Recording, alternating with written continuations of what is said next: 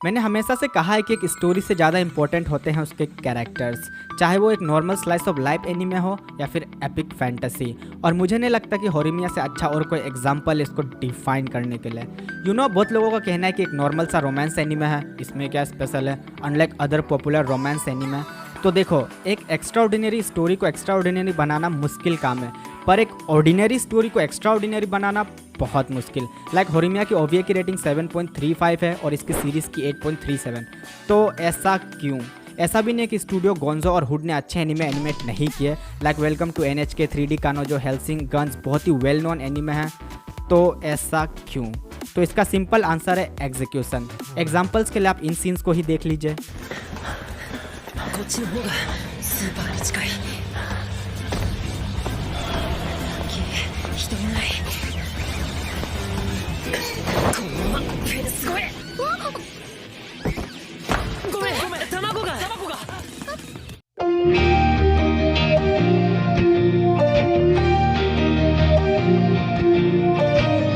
मैंने क्या कहा था, एक ऑर्डिनरी स्टोरी को एक्स्ट्राऑर्डिनरी बनाना बहुत मुश्किल है। मंडेन एक्टिविटीज़ को फन और इंटरेस्टिंग बनाना अपने आप में ही एक आर्ट है, और हीरो ने इस आर्ट को बहुत ही अच्छे से होरिमिया में प्रेजेंट किया। आपको क्या लगता है, एक वेब मांगा से ओरिजिनेट हुई एक सिंपल सी स्टोरी के आज 2 एनिमे अडेप्टेशन, एक मांगा और एक लाइव एक्शन ऐसे थोड़ी ना बन गए? कुछ तो स्पेशल होगा ना।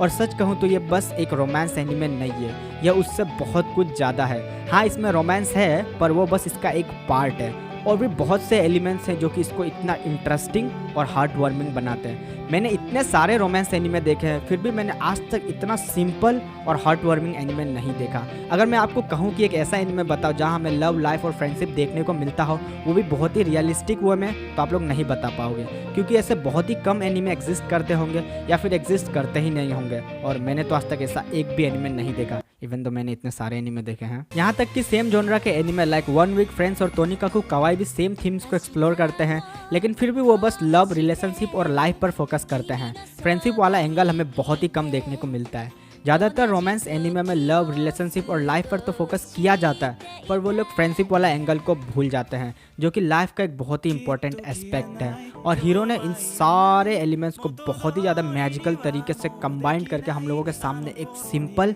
येट ब्यूटीफुल शो प्रेजेंट किया है, जिसका नाम है होरिमिया।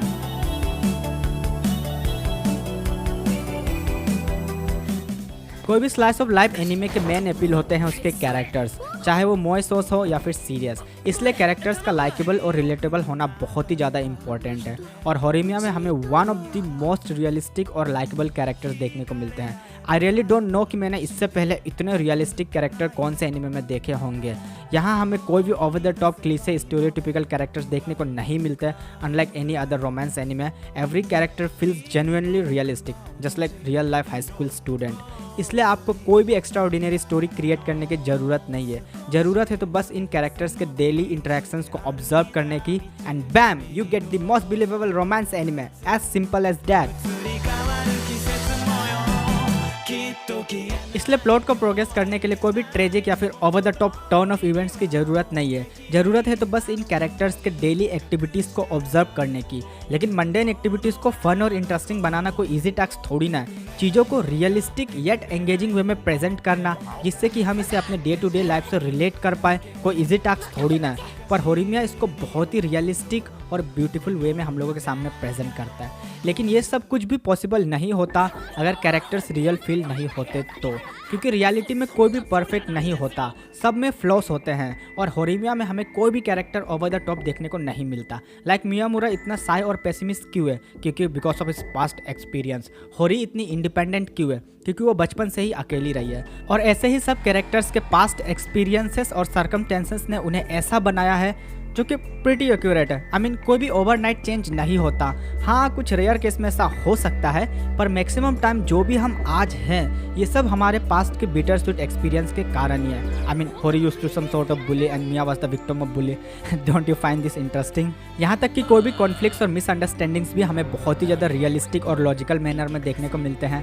कोई भी कॉन्फ्लिक्ट्स और मिसअंडरस्टैंडिंग कोई भी ओवर ड्रामेटिक या क्लीशे सीन्स नहीं क्रिएट करती। हमें ऐसा लगता है कि अभी कोई हमें बड़ा टर्न ऑफ इवेंट से ओवर ड्रामेटिक सीन देखने को मिलेगा, पर हमें ऐसा कुछ भी देखने को नहीं मिलता अनलाइक अदर रोमांस एनिमे। जिन कैरेक्टर्स को हम स्टार्ट में हेट करने की कोशिश करते हैं, फ्यूचर एपिसोड में हम उनके रीजंस को देखकर हेट तो दूर की बात है, उन्हें पसंद करने लगते हैं। होरीमिया में कोई भी कैरेक्टर्स को हेट करना इम्पॉसिबल है और इस चीज़ को और एम्पलीफाई करता है इन कैरेक्टर्स के इमोशंस, जिसको कि बहुत ही ज़्यादा रियलिस्टिक और सटल वे में प्रेजेंट किया गया है। लाइक तोरू का रोना, यूकी का होरी को रिप्लाई देना, यहाँ तक कि बैकग्राउंड का सीन भी ये सिग्निफाई कर रहा है कि this is not going to be a typical romance anime. तो चाहे इसका नाम होरीमिया क्यों ना हो, पर ये बस होरी और मियामुरा की कहानी नहीं है। ये कहानी है ग्रुप ऑफ पीपल्स की, कि कैसे वो अपने पास्ट को भुलाकर एक बेहतर भविष्य की कल्पना कर सकते हैं, कैसे वो ऐसे दोस्त बना सकते हैं जो ज़िंदगी भर उनका साथ दे, और फाइनली एक ऐसे इंसान को पाना जिसकी स्माइल में आपकी स्माइल हो।